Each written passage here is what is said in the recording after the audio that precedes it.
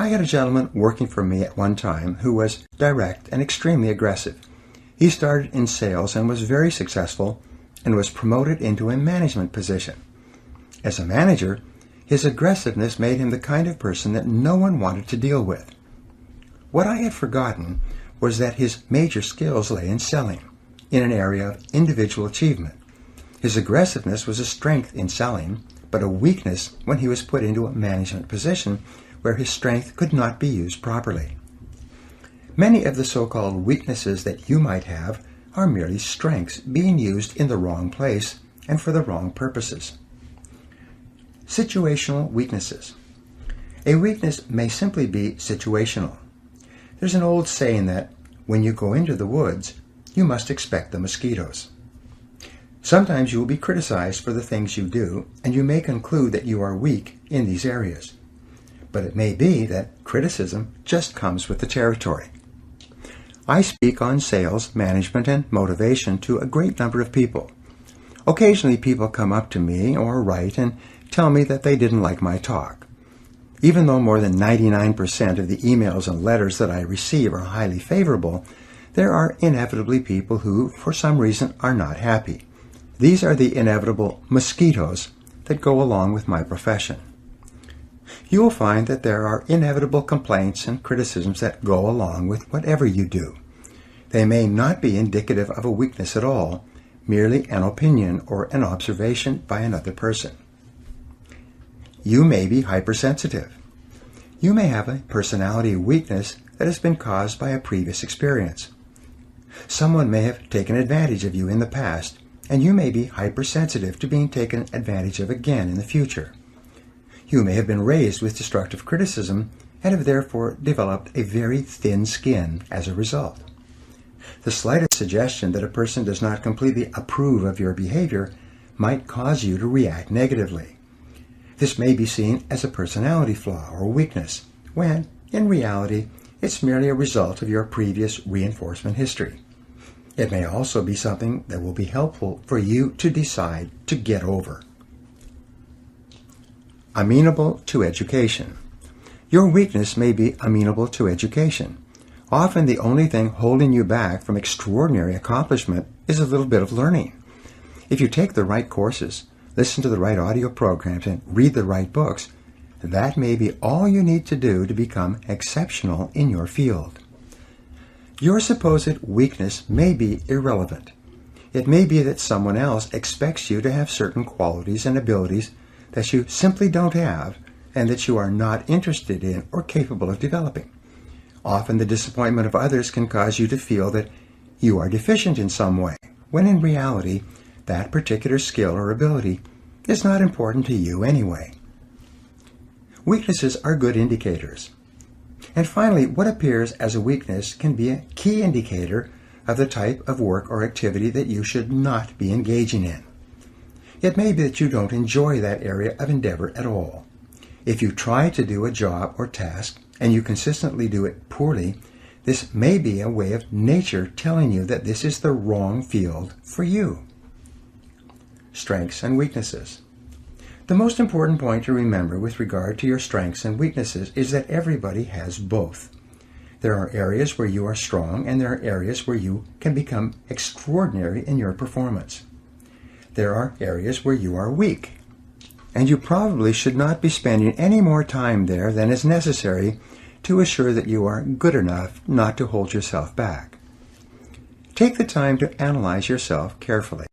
By practicing self-disclosure with yourself and others, both in written and spoken form, you will develop a higher level of self-awareness and self-honesty.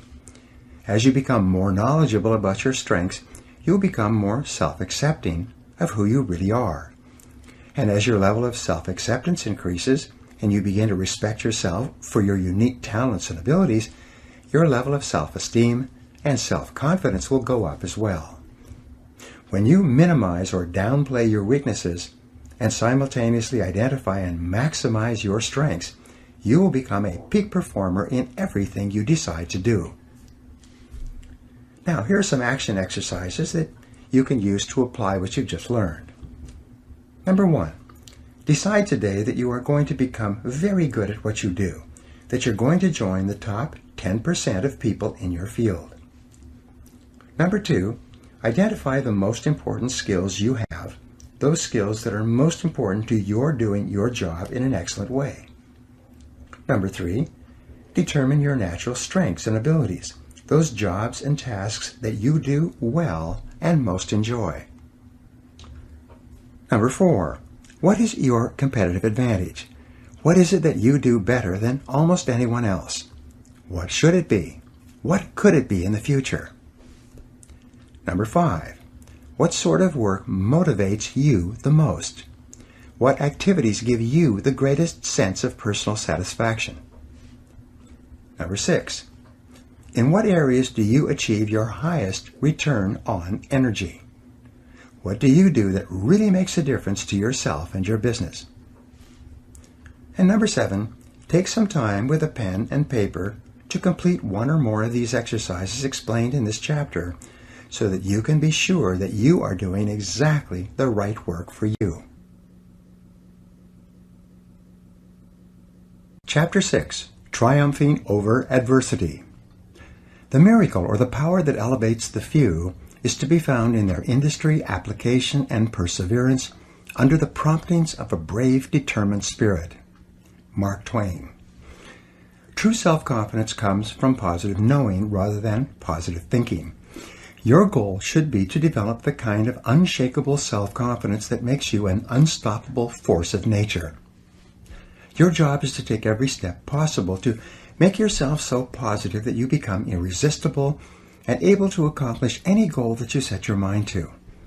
And one of the most important things you need is an absolute faith in your ability to overcome any adversity that the world can throw at you. Persistence is essential. Napoleon Hill wrote that persistence is to the character of man as carbon is to steel. He also said that before success comes in any man's life, he is sure to meet with much temporary defeat and perhaps some failure. When defeat overtakes a man, the easiest and most logical thing to do is to quit. That is exactly what the majority of men do. In reality, your persistence is your measure of your belief in yourself and your ability to succeed. If you absolutely believe without question that if you persevere long enough and hard enough, you will ultimately win through, then nothing will stop you. And when you build within yourself this absolute assurance, then virtually anything becomes possible for you. Your self-confidence goes through the roof. The reality habit. Robert Ringer, in his best-selling book, $1 Million Habits, said that the most important of all the habits that lead to great achievement is what he calls the reality habit. It explains the attitudes of men and women who have achieved greatness in almost every field. Happy, successful people are intensely realistic. They do not allow themselves the luxury of self-delusion. They face the world as it is rather than the way they wish it would be. They accept the unalterable facts of life, and they work and plan their activities around them. In learning how to triumph over adversity, the application of the reality principle is to simply accept that problems are inevitable. Problems, setbacks, and disappointments are an unavoidable reality of life. Your ability to deal with these difficulties has as much to do with your self-confidence as any other factor. The test of character. It's easy to feel good about yourself and to have high levels of self-confidence when everything is going well. But the true test of a man or woman is when you can keep your head and continue to function when things seem to be falling down around you and everyone else is discouraged and often blaming it on you. These are the times when you really show the kind of stuff you are made of. The Stanford University Business School conducted extensive research into the qualities of a man or woman that mark him or her for advancement into the executive suite, and ultimately to the position of president and chief executive officer. They used a variety of questionnaires, surveys, and tests going back to when an individual first joined a large company to find ways to predict which people would be most likely to rise to the top of a large organization. After examining dozens of qualities, they were finally able to isolate 2 qualities that were most predictive of executive success in terms of assuring that the organization under their control would continue to survive and thrive in a dynamic and competitive world. Play well on the team. The first quality they identified was the ability to perform well as a member of a team and the ability to put together teams to accomplish common objectives. All the business and interpersonal skills that make a person valuable to an organization seem to be demonstrated in a team setting. This quality was relatively easy to observe and measure over the course of a person's career. Crisis management. The second quality they identified was harder to measure, even though it was absolutely indispensable for long-term, high-level success. This quality was the ability to function well in a crisis. Napoleon called this 4 o'clock in the morning courage, the kind of courage that is instantly available to a person woken up at that time who has no time to prepare mentally or emotionally for a crisis. He called this the rarest form of courage, and in his conclusion, very few people had it. In military terms, they call this being under fire. A question that all soldiers, sailors, and airmen wonder about is how they and others will perform under fire. They know that this is the ultimate test of the character and training of an individual. Organizations know that often their very survival will depend upon how well an individual deals with the inevitable, unexpected reversal of fortune. The Stanford study concluded that although this quality was hard to measure, because a real crisis could not be anticipated or created for test purposes, it was still critical in predicting success of an executive in the higher levels of the business. Reversals of fortune. This is also true for you. Your self-esteem and self-confidence is closely tied to your deep inner feeling about your ability to be effective when faced with problems and difficulties that hit you like a punch in the solar plexus. It is your ability to pick yourself up from the mat and keep on swinging that is the real measure of what you are made of. One of my favorite poems is The Quitter by Robert W. Service. There is a verse in that poem that goes like this. You're sick of the game. Well, that's a shame. You're young and you're strong and you're bright. You've had a raw deal. I know, but don't squeal. Buck up, do your damnedest, and fight. It's the plugging away that will win you the day, so don't be a piker, old pard. Just draw on your grit. It's easy to quit. It's the keeping your chin up that's hard. The quality of your entire personality is affected by how you deal with adversity, how well you keep your chin up. Successful and self-confident people are not those who do not have problems. They are merely those who deal with their problems in a more effective way than the average person. B.C. Forbes, the founder of Forbes magazine, wrote that history has demonstrated that the most notable winners usually encounter heartbreaking obstacles before they triumph. They won because they refused to become discouraged by their defeat. And so can you. The challenge-response theory.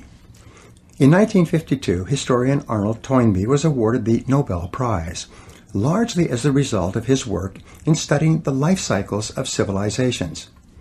He estimated that in human history, there had been 21 great civilizations, 20 of which had broken down over time.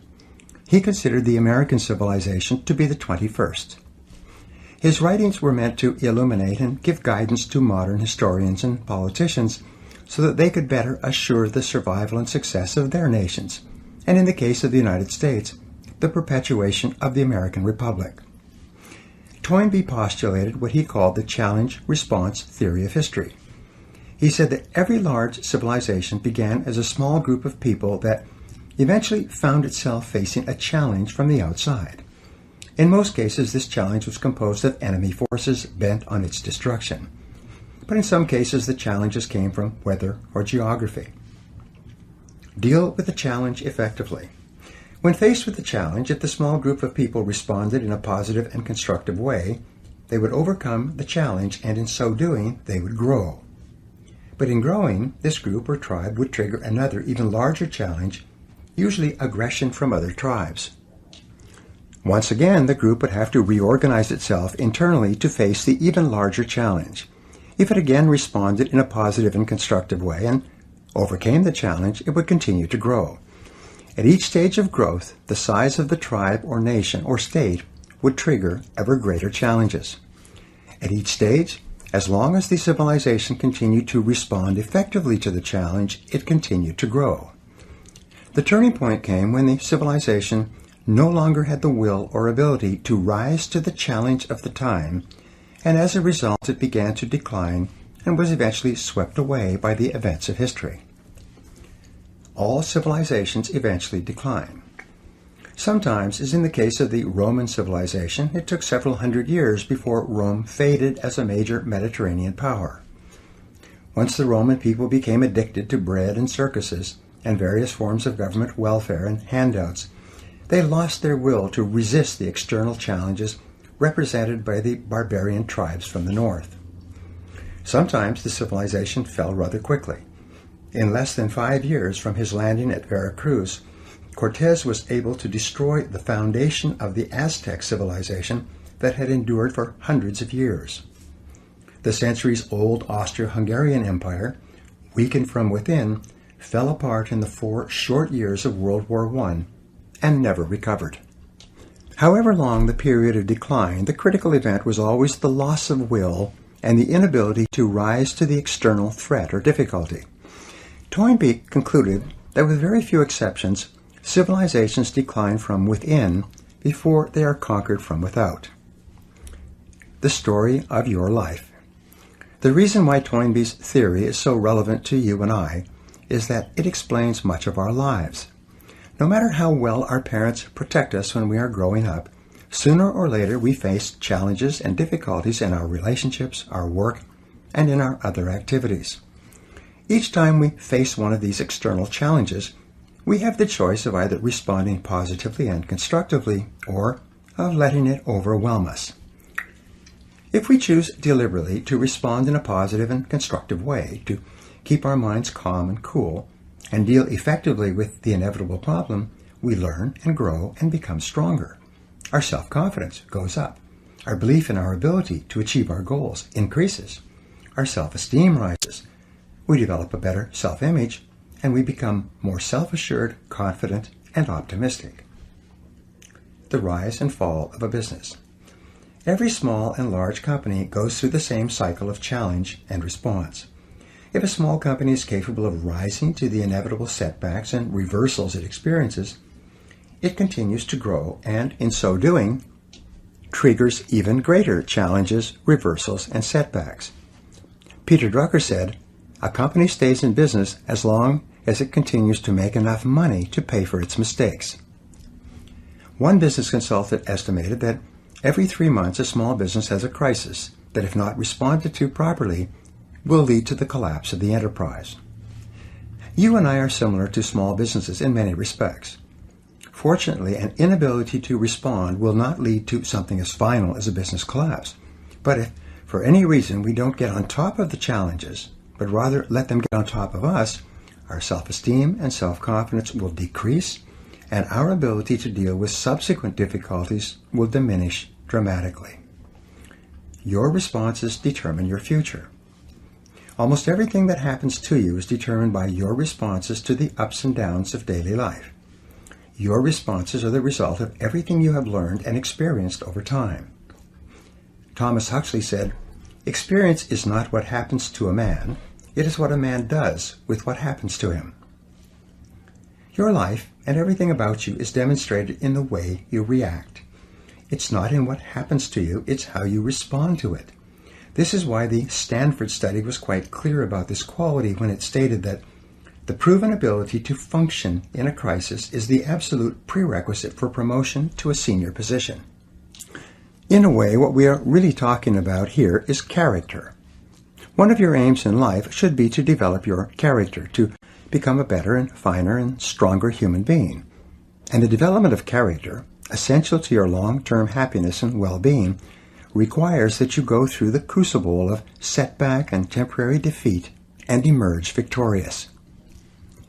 Problems and difficulties come unbidden. You probably make every effort to organize your life in such a way that you minimize the unexpected and usually unpleasant surprises that may occur. You use your intelligence